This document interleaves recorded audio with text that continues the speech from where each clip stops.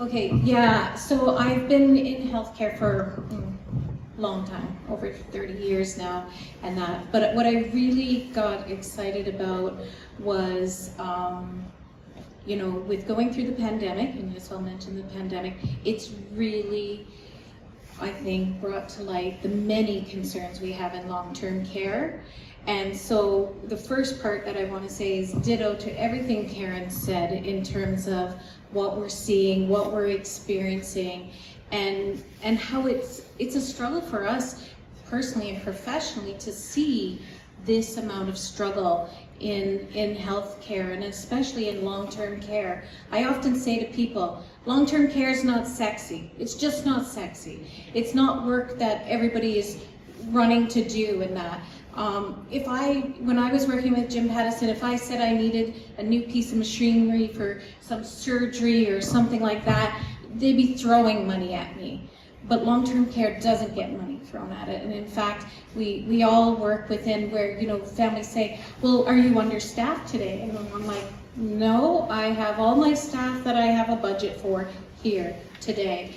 And so it's really about looking at the efficiencies of how we use the staff and that come. And I really want to preface it in saying that when people go into healthcare, I would say 90% or more of people, it's a calling. We don't do it because it's glamorous. We don't do it because we get all this money or anything. It's a calling. And I often say that to families who struggle sometimes when they see that this is the level of services and care that we can provide as funded or even private agencies in terms of what we can afford to do. And I agree with Karen, there's still a really big need in terms of knowledge and experience and that. So I do feel SleepSense can offer long-term care residents and our staff. It has to be together because we have to remember we work in their home. They don't live in our workplace. And so when Karen talked about all the noises and all the things that happen in the environment, we're still treating it like it's our workplace and that. And so you'll see there's things that I'll talk about that kind of address some of that too. So we have many challenges, and this is just one of the few challenges that we've noticed. 6 years ago when I started in long-term care at Langley Lodge, the average person felt that they would stay in long-term care for about 5 years.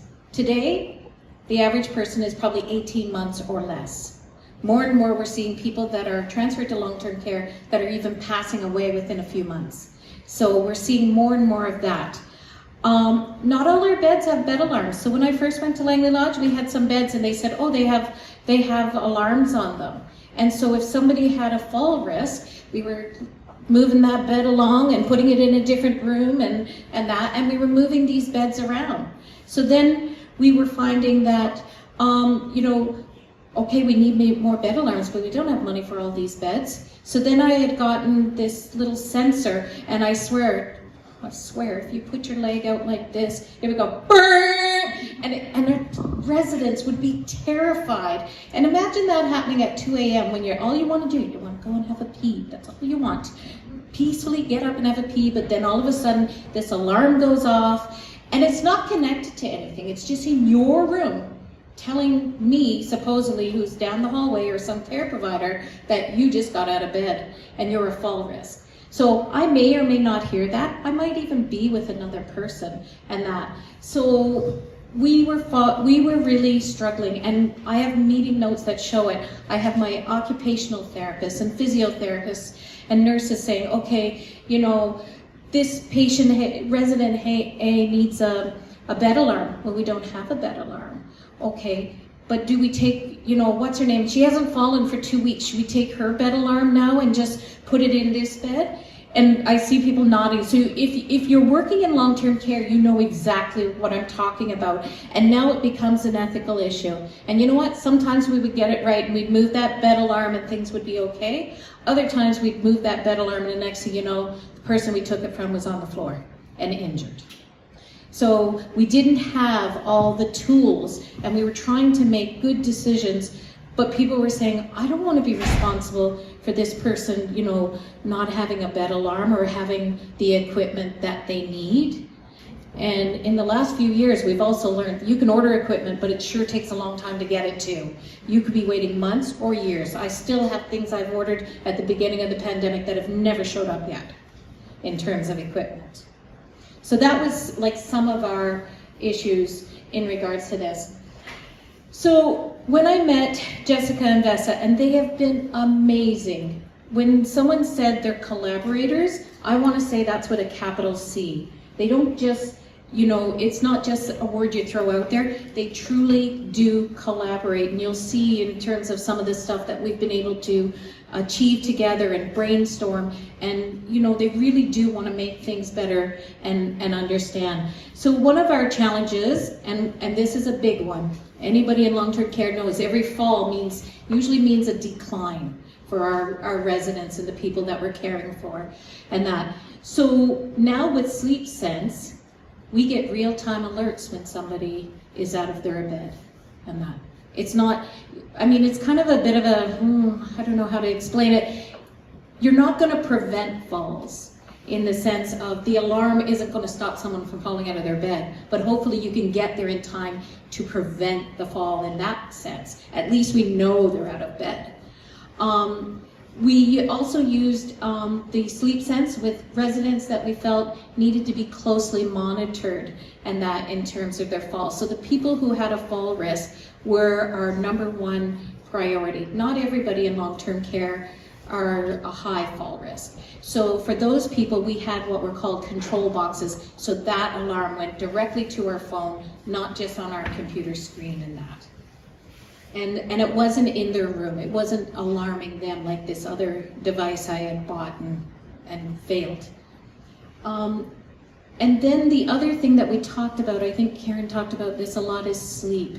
And I'm coming to understand more and more every day how important sleep is in terms of how a person responds to the day.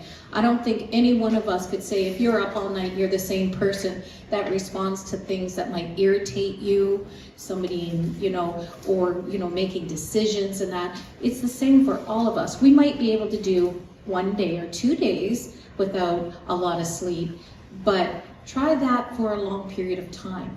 And so when we looked at some of our residents, Vesa and I were just discussing one resident who over a period of a week or two, his sleep score was 20.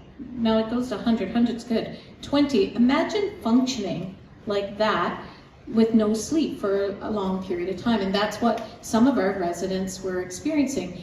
As much as we like to be, you know, and promote home-like, we're not home-like. We need to, you know, be in touch with that reality too. We do our best, but it's not home. There's other people coughing and talking and doing different things in our environment lots of times. So what we found was that people who had a low sleep score, lots of times we see more responsive behaviors. We've seen our nurses and care aides asking for medications. Like if they're not going to sleep and they're up in the night and that's just irritating, they obviously need their sleep, so let's give them some medication and let's sedate them. That'll put them to sleep, right? And so that was happening. So then they wake up and they're like, they're still kind of, it's like a hangover effect from whatever these drugs are doing to them. It's not natural and that. So we weren't really even looking at kind of those things. And then just we're finding, and I'll talk a little bit about kind of how that's working. When we looked at Sleep Sense at first, it was like, oh, let's just try it. And I said, no, we have 139 beds. 139 of the people that live here will need this. We need to look at this. So it was better than going out and trying to purchase 139 sleep alarms for falls. That only looks at falls. That doesn't give me any other information. What Jessica and Vesa presented to me gave me so much more valuable information, holistic care, and a sense of what was going on for individuals. And it's been amazing in terms of, you know, not everybody's amazing. Some people have a very boring, good sleep, blah, blah, blah. But for the people that have challenges, it was like, wow. This part we're just starting on. This is kind of new for us in looking at the rounds. So nurses and care aides do rounds in long-term care facilities to ensure that, you know, the residents are safe. For those of you that aren't in long-term care, most, like in our home, we have 2 nurses on nights and 1 care aide on every floor to 26 residents. So if Vessa needs to go to the washroom, and I'm not going to rush her, that's going to be 15 or 20 minutes. That's 15 or 20 minutes I'm not really available to anybody else on that floor. That's what's funded. So I just need people to kind of understand that. It's, people often say, you know, why can't you go and see them? Like my mom was ringing that bell for like 20 minutes. And there's actually legislation around how quickly we need to be able to respond and that. So when you're doing rounds to make sure people are fine, now you're wasting time because people are sleeping. You're going, you might have a little flashlight, you've woken them up and that. That's what our rounds look like right now, is people physically go around to each room to make sure that people are safe. And that's a good thing, that they're doing rounds, but it is disruptive and it isn't what happens in our own home.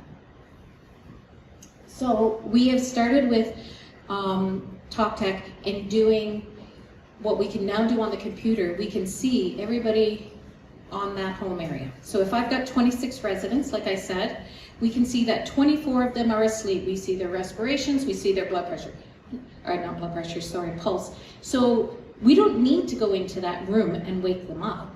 We know they're alive, we know they're sleeping, and it's all good. We can actually even tell what their sleep looks like all that day, whether they're in REM sleep, a light sleep. Oh, did they just get up and go to the bathroom? Maybe I want to go and check on them and see, are they okay? Did they go back to bed? But this allows me, so then when I look at that and I've got 26 residents, 24 are sleeping soundly, 2 aren't. Are they at fall risk? What are they doing? If people are awake in the middle of the night, there's probably a need, and we need to address that need.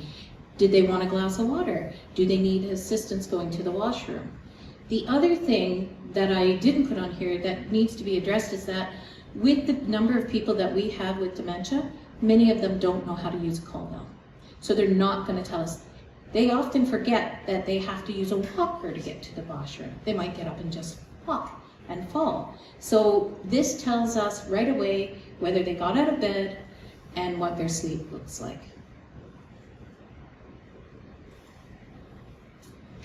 So I had the great fortune of meeting Vessa and Jessica, and I don't even remember how we met.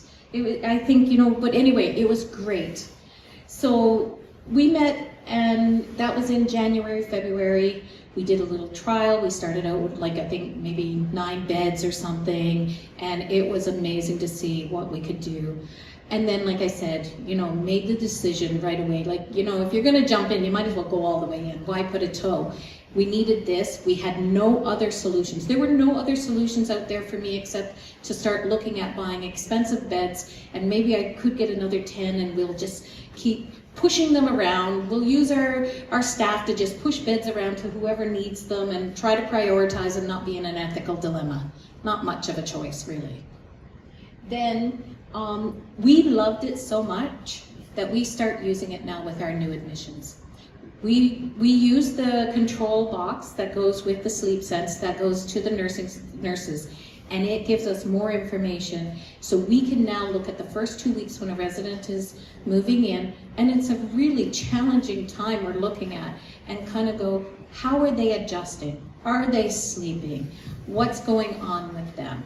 And we can get a sense of their behaviors, and we look at everything, because this is also a critical time when they're getting to know us and we're getting to know them, and we're supposed to be doing care plans.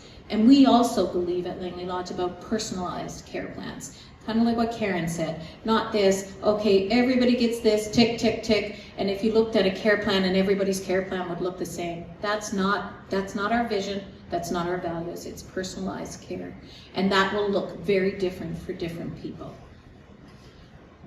So we did the soft launch, and we started doing some education with the staff. It took a while, like it's a big shift, and I still have some staff who go, I don't get it. Well, you'd have to look at the screen first, and so we are kind of, you know, I wouldn't say healthcare in long-term care is the most innovative place right now. A lot of people are afraid of technology. They only believe in the human touch, and I believe in human touch, absolutely. They're not interested in how can it benefit us, and they're definitely not interested if it's going to be more work.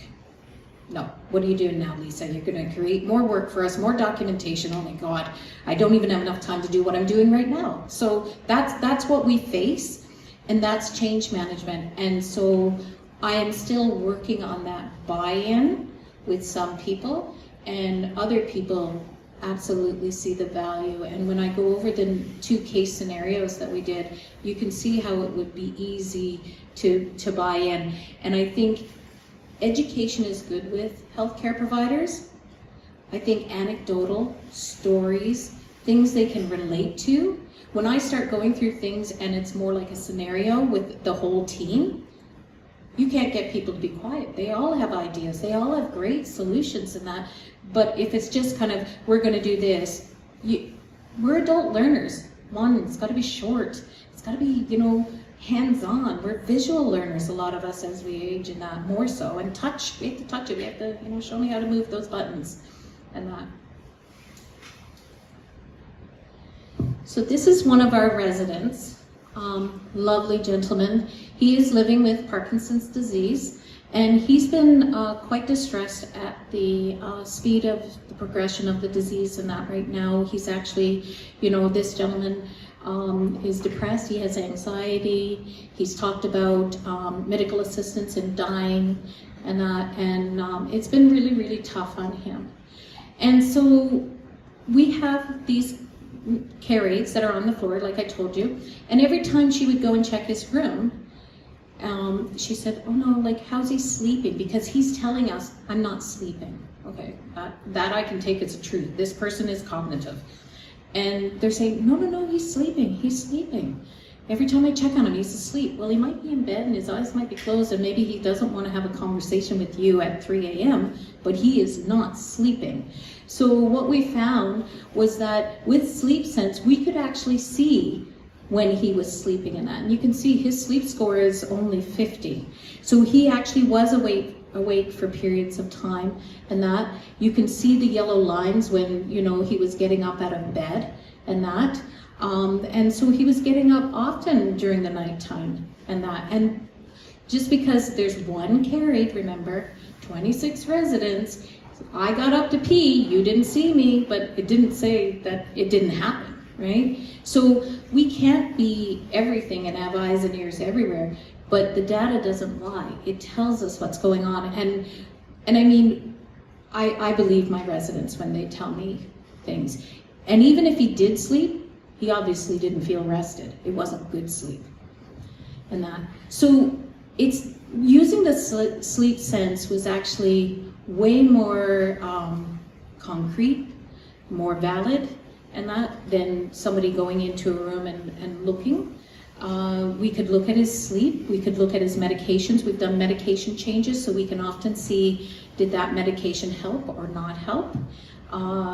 We could look at all of those things in terms of his care plan. And what I'd like to share with you is when we had Halloween this week, he was, what was it called? Oh God, the character, I can't remember it. He was dressed up for Halloween. And like, this is a different man. He's no longer, thinking about dying as much as living and that, because he's sleeping. We did get him new medications that helps him to cope with this disease a lot better and that. But if you put being tired on top of that, you could see how someone could easily get frustrated and say, I don't want this anymore. Like, where's my quality of life? How does this make sense for me? But in looking at, how things are going now, we can see improvements with his sleep, even with his new medications and changes and that. So that to me in itself is worth every cent we've ever put into Sleep Sense, that alone in the quality of life for this man. This other gentleman, and believe it or not, we had more women, but The men don't seem to sleep very well. So our other gentleman, he is living with Alzheimer's. He's had cancer of the bowel before, and he has glaucoma. And like I said to you, we trialed SleepSense in January. This gentleman came to us in July, the previous July.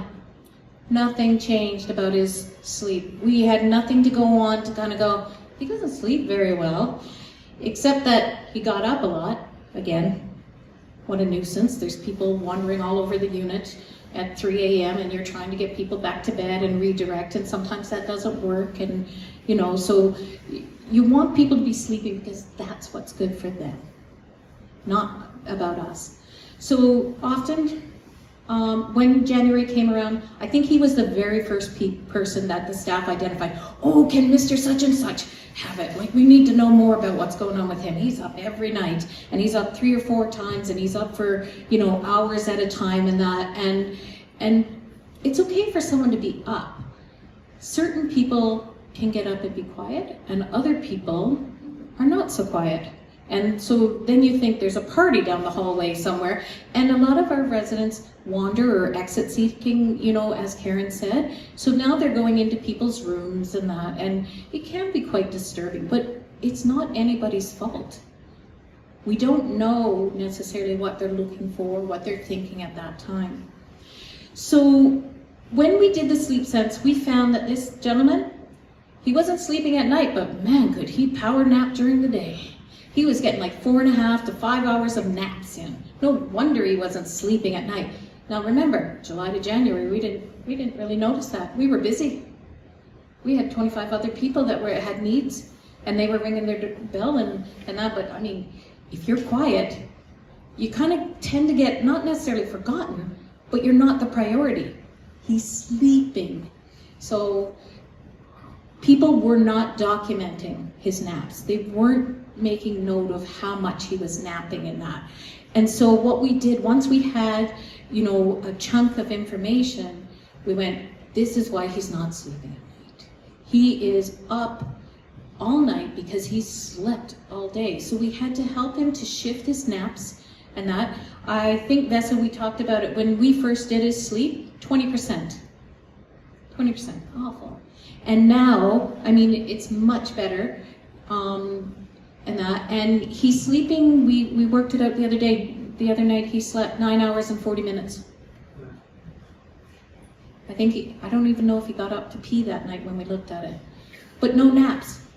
And that might seem like such detailed information, and he probably will move over to where, oh, he's not very exciting anymore, there's nothing happening.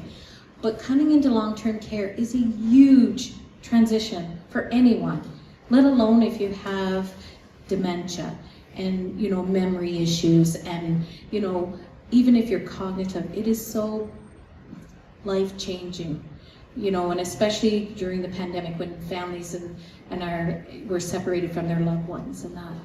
But I am finding that when we have this kind of technology that we can use, oh yeah, Tom, I'm terrible, I can talk forever. When we have this kind of technology, we can make huge differences. And so I just want to say that, you know, it came at, well, I guess it had to be at the right time, because it's when, you know, you get what you get, right? When you get it. But I'm so grateful for meeting Jessica and Vessa. So in the short term, we're still working on the rounds piece. We're looking at the workload, documentation. I don't know if you know this, but if nurses do rounds in our home, we don't have anything that we tick on even a piece of paper to say we did a round. So if anything happens, it's like, well, no, we did our rounds. How do I know you did your rounds if there's an incident? And it's not about a blaming culture, but it's like we just don't know. Whereas I will share with you, I had a resident who died at exactly at 7 a.m. Now, everybody in healthcare knows that's change of shift. Bit of an inconvenient time. And then it becomes a bit of a pointing finger. Did you see them? Did you do your round? I did my round. They were dead when I did my round, you know. And I'm not trying to be crass, but it comes down to when we had the technology, we could go, They went to the bathroom. I can tell you, they walked to the bathroom, they came back, they got in bed, and they passed away calmly. It's not about something we did or didn't do. And I think in long-term care especially, we're feeling very much under the microscope. That when something happens and the expectations of us to provide quality care, when we have something that helps us to demonstrate that we're doing what we need to do, it's amazing. And long-term, we're going to look at our falls. As you know, we actually went into SleepSense to kind of help prevent falls out of bed. And it's just led to this balloon of other things too around quality of sleep, looking at their medications and that, looking at the corresponding things that are happening in their life at that time. So we're still in the journey. We're still early stages, but we will continue to work with our staff, and we will continue to look at how SleepSense can improve the quality of life for our residents, but also support our staff and the people who care and love our residents so that they can feel more confident that, you know, everything that we can do, we're gonna do to help support their loved one. Thank you.